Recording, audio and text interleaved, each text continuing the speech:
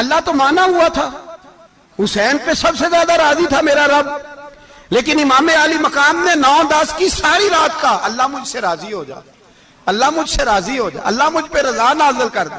सारी रात करबला की रेत पे आंसू बहा बहा के सारी रात सजदे में गुजार दी।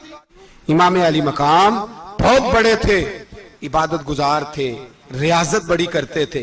इमाम हुसैन के घर का काबा था, अपना था, लेकिन इमाम हुसैन अली मकाम का किरदार यह था कि मदीने से दोनों भाई मदीने से पैदल जाया करते थे मक्के का हज करने। किस तरह? वो उन्होंने ये नहीं कहा हमें रियाजत की जरूरत नहीं, इबादत की जरूरत नहीं, हम तो हुजूर का खून है, बख्शे बख्शाएं।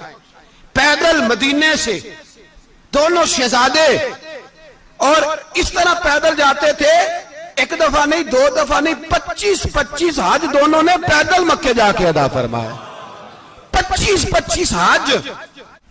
और सखावत का ये हाल था, सखावत का, कि इमाम ज़ैनुल आबिदीन फरमाते 1 लाख दिनार सवेरे आया।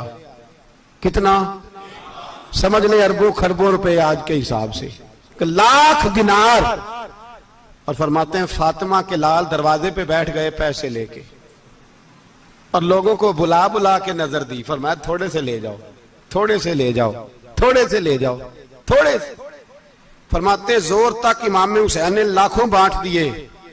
उठ के अंदर आए तो मैंने कहा अब्बा जी को 1 दिनार बचा लेते, आप जब बाजू उठाते हैं तो आपके कुर्ते पे 17 पैबंद लगे हुए हैं, एक कुर्ता ही नया ले लेते। तो फरमाते मेरी तरफ देख के कहने लगे बेटे ये नहीं कहा कि मैं ले लेता कुर्ता, लफ्जों पे गौर करना। फरमाने लगे बेटे अगर तू पहले बताता तो फिर मैं सोचता, पहले बताता तो फिर भी मैं ये नहीं कर रख लेता, फिर भी मैं सोच